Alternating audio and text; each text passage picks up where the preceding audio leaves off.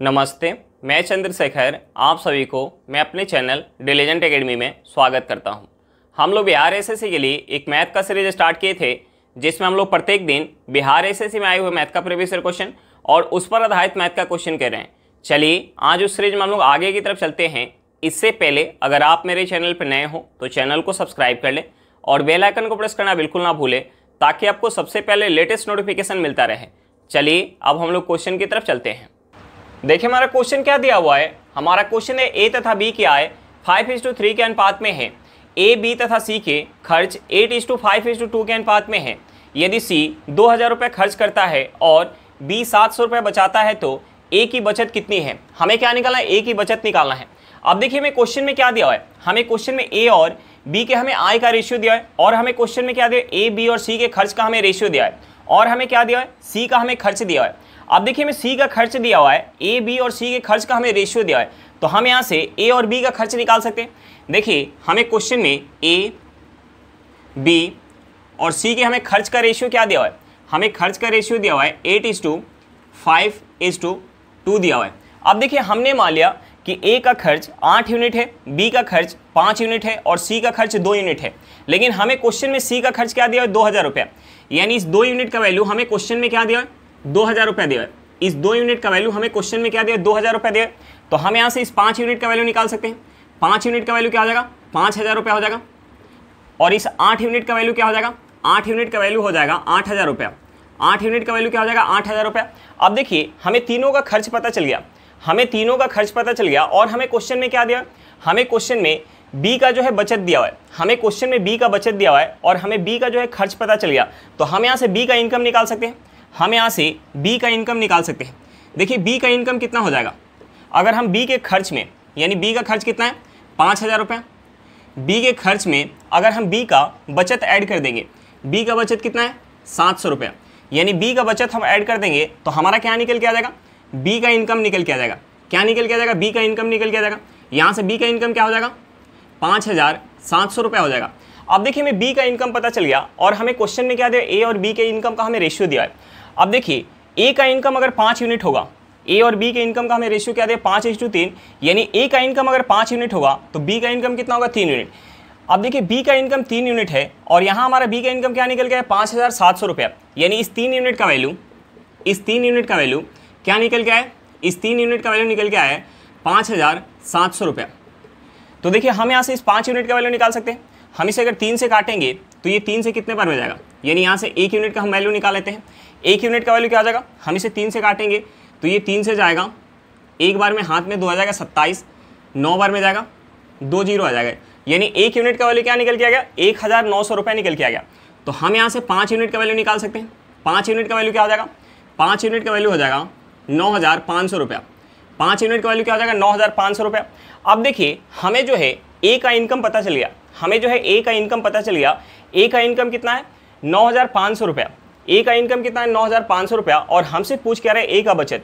तो देखिए ए का खर्च कितना निकल के आया है, ए का खर्च निकल के आया है 8000 रुपया, और ए का इनकम कितना निकल के आ गया 9500 रुपया। तो देखिए हम यहाँ से ए का जो है बचत निकाल सकते हैं।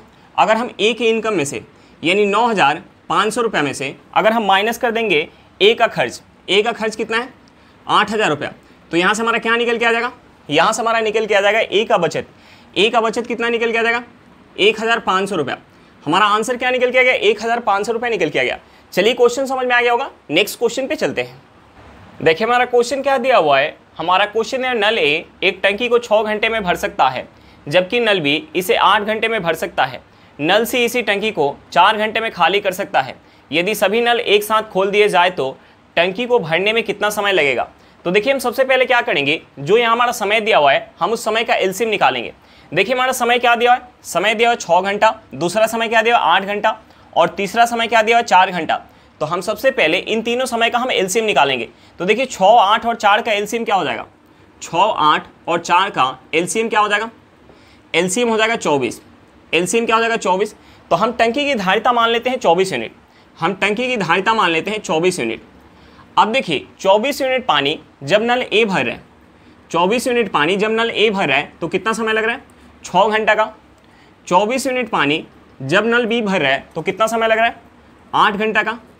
और 24 यूनिट पानी जब सी खाली कर रहा है, सी क्या कर रहा है, खाली कर रहा है, यानी निगेटिव काम कर रहा है, इसलिए हम यहाँ निगेटिव का सिंबल लगा रहे हैं। सी जब 24 यूनिट पानी खाली कर रहे हैं तो कितना समय लग रहा है, 4 घंटे का समय लग रहा है। तो देखिए हम यहाँ से तीनों नल का इफिशियंसी निकाल सकते हैं। देखिए नल ए जो है 6 घंटा में अगर 24 यूनिट पानी भर रहा है तो 1 घंटा में कितना भरेगा, 1 घंटा में 4 यूनिट पानी।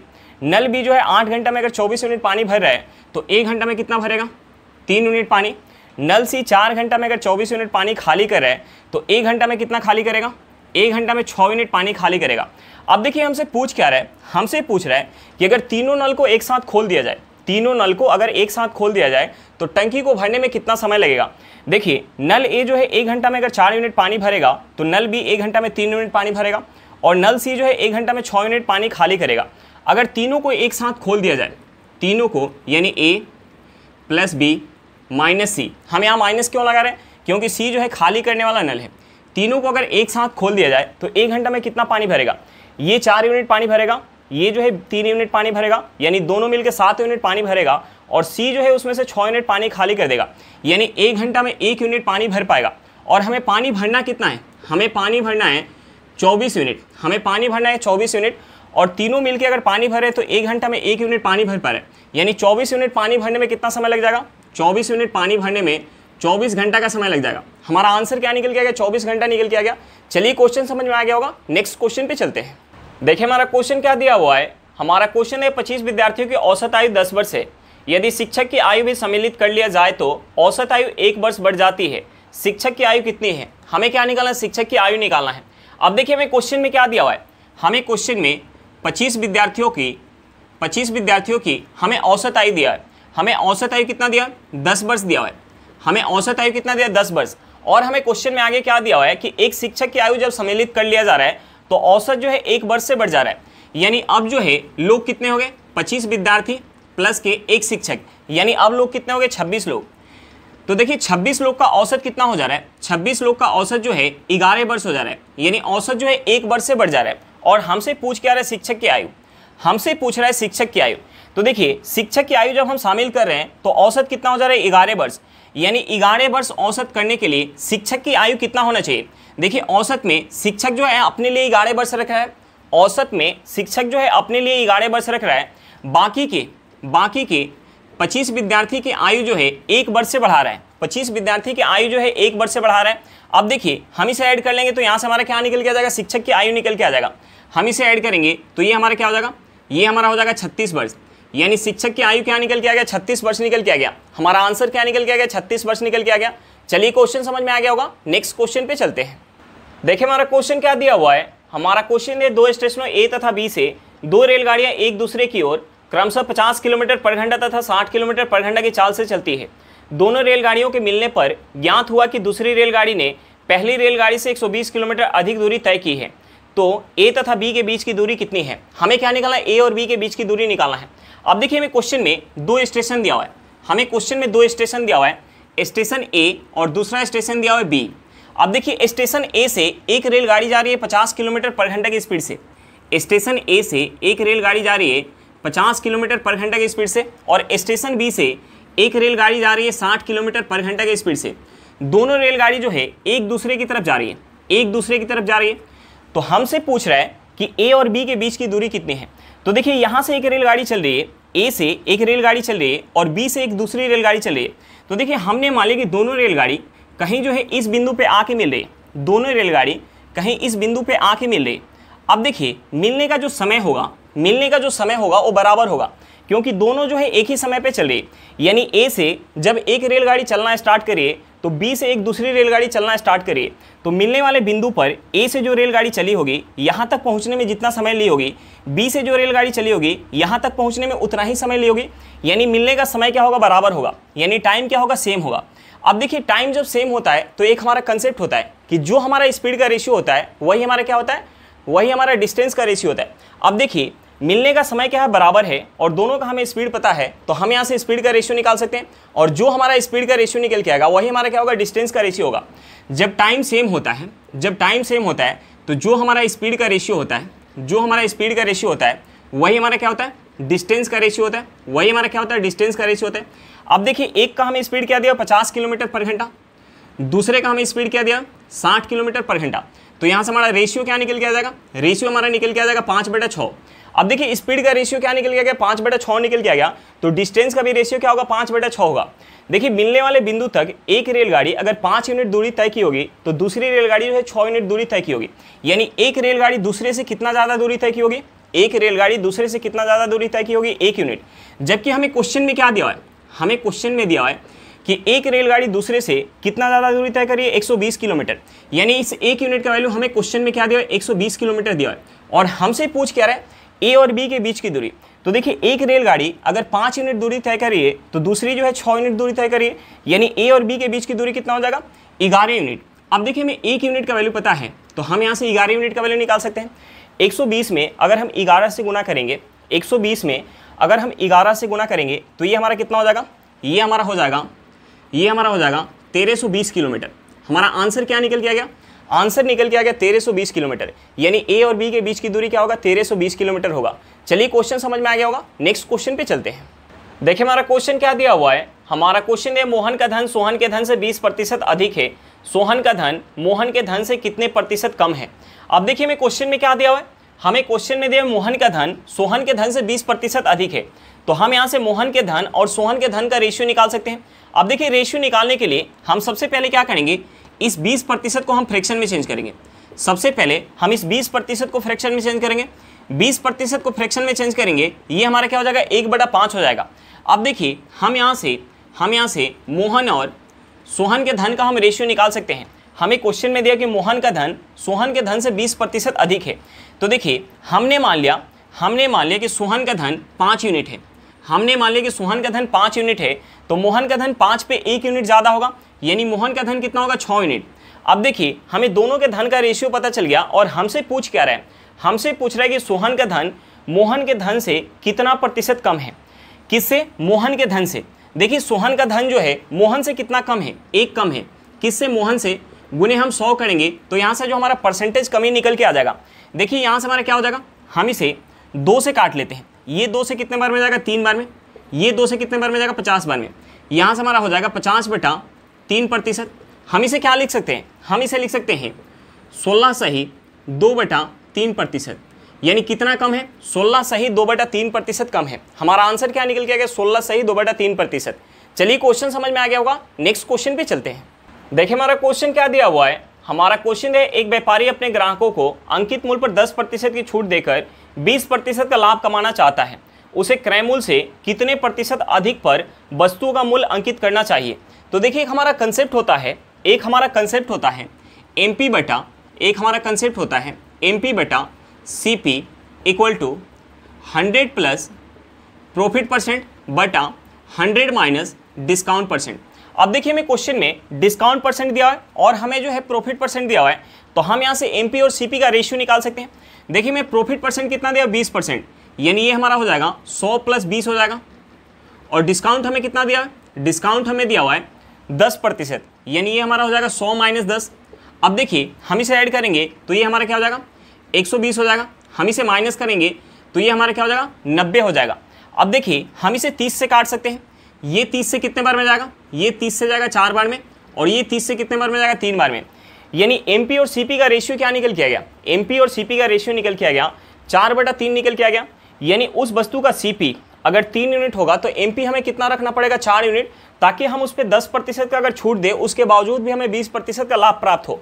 यानी MP को CP से कितना ज़्यादा रखना पड़ेगा, MP को CP से 1 यूनिट, किससे, CP से। गुने हम 100 करेंगे तो यहाँ से हमारा निकल के आ जाएगा कि हमें जो है MP को CP से कितना प्रतिशत ज़्यादा रखना पड़ेगा। अब देखिए यहाँ से हमारा क्या हो जाएगा, यहाँ से हमारा हो जाएगा 100/3%, यानी कितना ज़्यादा रखना पड़ेगा, 100/3%। देखिए 100/3% को हम क्या लिख सकते हैं, हम इसे लिख सकते हैं 33 सही 1/3%। यानी कितना ज़्यादा रखना पड़ेगा, MP को CP से कितना ज़्यादा रखना पड़ेगा, 33 सही 1/3% ज़्यादा रखना पड़ेगा। हमारा आंसर क्या निकल गया, 33 सही 1/3%। चलिए क्वेश्चन समझ में आ गया होगा, नेक्स्ट क्वेश्चन पे चलते हैं। देखिए हमारा क्वेश्चन क्या दिया हुआ है, हमारा क्वेश्चन है एक मनुष्य ने 7% प्रति वर्ष साधारण ब्याज की दर से 600 रुपया उधार लिया तथा 5 वर्ष के अंत में उसने 550 रुपया नगद तथा शेष रकम के बदले अपनी घड़ी दे दी। घड़ी का मूल्य क्या है, हमें क्या निकालना है, घड़ी का मूल्य निकालना है। अब देखिए मैं क्वेश्चन में क्या दिया हुआ है, हमें क्वेश्चन में प्रिंसिपल दिया हुआ है, हमें क्वेश्चन में प्रिंसिपल कितना दिया हुआ है, हमें प्रिंसिपल दिया हुआ है 600 रुपया, और हमें क्वेश्चन में क्या दिया हुआ है, रेट ऑफ इंटरेस्ट दिया हुआ है। हमें रेट ऑफ इंटरेस्ट कितना दिया हुआ है, रेट ऑफ इंटरेस्ट दिया हुआ है 7%, और हमें क्वेश्चन में क्या दिया हुआ है, टाइम दिया हुआ है। हमें टाइम कितना दिया हुआ है, हमें टाइम दिया हुआ है 5 वर्ष का, हमें टाइम कितना दिया 5 वर्ष का। तो हम सबसे पहले अमाउंट निकाल लेते हैं, हम सबसे पहले अमाउंट निकाल लेते हैं।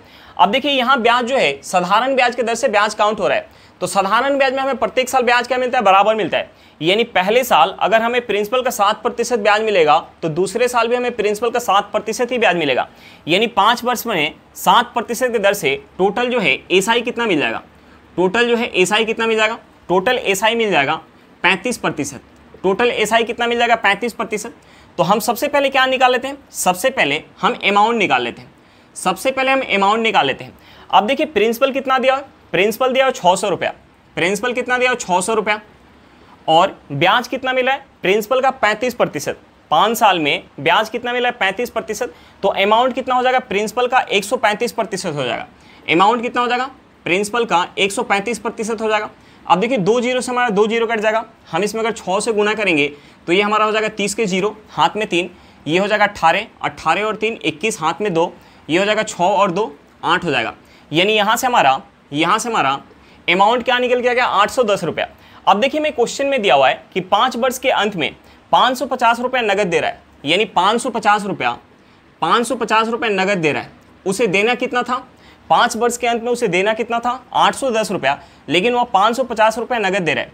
यानी उसे जो है और कितना देना रह गया, हम इसमें से माइनस करेंगे तो ये हमारा क्या हो जाएगा, हम इसमें से माइनस करेंगे तो ये हमारा हो जाएगा 260 रुपया। ये हमारा क्या हो जाएगा 260 रुपया, यानी 260 रुपया उसे और देना था। देखिए 260 रुपये के बदले वह क्या दे रहा है, अपनी घड़ी दे रहा है। 260 रुपये के बदले वह अपनी घड़ी दे रहा है, यानी घड़ी का मूल्य क्या होगा, घड़ी का मूल्य क्या होगा 260 रुपया होगा। हमारा आंसर क्या निकल के आएगा 260 रुपये निकल के आ गया। चलिए क्वेश्चन समझ में आ गया होगा, नेक्स्ट क्वेश्चन पे चलते हैं। देखिए हमारा क्वेश्चन क्या दिया हुआ है, हमारा क्वेश्चन है किसी धन का 2 वर्ष का साधारण ब्याज 200 रुपया तथा 2 वर्ष का चक्रवृद्धि ब्याज 210 रुपया है, तो वह धन क्या है, हमें क्या निकालना है, धन निकालना है। अब देखिए हमें क्वेश्चन में क्या दिया हुआ है, हमें क्वेश्चन में 2 वर्ष का हमें साधारण ब्याज दिया हुआ है, हमें साधारण ब्याज कितना दिया हुआ है 200 रुपया। 2 वर्ष का हमें साधारण ब्याज कितना दिया है 200 रुपया, और हमें क्वेश्चन में क्या दिया है 2 वर्ष का हमें चक्रवृद्धि ब्याज दिया हुआ है। 2 वर्ष का हमें चक्रवृद्धि ब्याज कितना दिया है 210 रुपया, और हमसे पूछ क्या रहा है, हमसे पूछ रहा है प्रिंसिपल, हमसे पूछ क्या रहा है प्रिंसिपल पूछ रहा है। अब देखिए ब्याज जब साधारण ब्याज के दर से काउंट होता है, ब्याज जब साधारण ब्याज के दर से काउंट होता है तो हमें प्रत्येक साल ब्याज क्या मिलता है, बराबर मिलता है। अब देखिए 2 वर्ष में साधारण ब्याज कितना मिल रहा है 200 रुपया, यानी पहले वर्ष 100 रुपया मिला होगा, पहले वर्ष 100 रुपया मिला होगा और दूसरे वर्ष भी 100 रुपया मिला होगा। अब देखिए ब्याज जब हम चक्रवृद्धि ब्याज के दर से काउंट करते हैं तो हमें जो है पहले वर्ष केवल प्रिंसिपल पे ब्याज मिलता है, दूसरे वर्ष हमें प्रिंसिपल पे तो मिलता ही है, प्लस का हमें क्या मिलता है, जो पहले वर्ष ब्याज मिला होता है उस ब्याज के ऊपर भी ब्याज मिलता है। तो देखिए जब हम चक्रवृद्धि ब्याज काउंट करें तो टोटल हमें ब्याज कितना मिल रहा है 210 रुपया, यानी 100 रुपया 100 रुपया 200 रुपया हो गया, यानी 10 रुपये का हमें और ब्याज मिल रहा है। ये 10 रुपये हमें क्या मिलता है, जो पहले साल ब्याज मिला होता है उस ब्याज का हमें जो है ब्याज मिलता है। तो देखिए ये 10 रुपया जो है 100 का कितना प्रतिशत है, 10 रुपया जो है 100 का कितना प्रतिशत है, 10 रुपया 100 का 10% है। यानी यहाँ से हमें क्या पता चल गया, यहाँ से हमें रेट ऑफ इंटरेस्ट पता चल गया, यहाँ से हमें रेट ऑफ इंटरेस्ट क्या पता चल गया 10% पता चल गया। अब देखिए हमसे पूछ क्या रहा है, प्रिंसिपल पूछ रहा है। अब देखिए यहाँ पहले साल 100 रुपये का ब्याज मिला है, तो देखिए ये 100 रुपया क्या होगा, प्रिंसिपल का 10% होगा। 100 रुपये क्या होगा, प्रिंसिपल का 10%। अब देखिए प्रिंसिपल का 10% क्या है 100 रुपया है, प्रिंसिपल का 10% 100 रुपया है, तो हम यहाँ से प्रिंसिपल का 100% निकाल सकते हैं। यानी प्रिंसिपल कितना हो जाएगा, प्रिंसिपल हो जाएगा 1000 रुपया। हमसे पूछ क्या रहा था धन, यानी धन यहाँ से क्या निकल के आ गया 1000 रुपया निकल के आ गया। हमारा आंसर क्या निकल के आ गया 1000 रुपया निकल के आ गया। चलिए क्वेश्चन समझ में आ गया होगा, नेक्स्ट क्वेश्चन पे चलते हैं। देखिए हमारा क्वेश्चन क्या दिया हुआ है, हमारा क्वेश्चन है 3 संख्याओं में से दूसरी संख्या पहली से दुगुनी तथा तीसरी से 3 गुनी है। यदि संख्याओं का औसत 44 हो तो सबसे बड़ी संख्या क्या है। हमें क्या निकालना है, सबसे बड़ी संख्या निकालना है। अब देखिए हमें क्वेश्चन में क्या दिया है, हमें क्वेश्चन में तीनों संख्या का हमें औसत दिया हुआ है। हमें औसत कितना दिया है, हमें औसत दिया हुआ है 44। अब देखिए हमें तीनों संख्या का औसत दिया हुआ है, तो हम यहाँ से तीनों संख्या का योग निकाल सकते हैं। देखिए हमें योग निकालने के लिए क्या करना पड़ेगा, योग निकालने के लिए हमें इस औसत में 3 से गुना करना पड़ेगा, क्योंकि यहाँ संख्या कितनी है, 3 है, यानी योग कितना हो जाएगा, 44 गुने 3 हो जाएगा। अब देखिए हमें क्वेश्चन में और क्या दिया हुआ है, हमें क्वेश्चन में दिया कि 3 संख्याओं में से दूसरी संख्या पहली से दुगुनी तथा तीसरी से 3 गुनी है, यानी हम यहाँ से तीनों संख्या का रेशियो निकाल सकते हैं। पहली संख्या, दूसरी संख्या और तीसरी संख्या का हम रेशियो निकाल सकते हैं।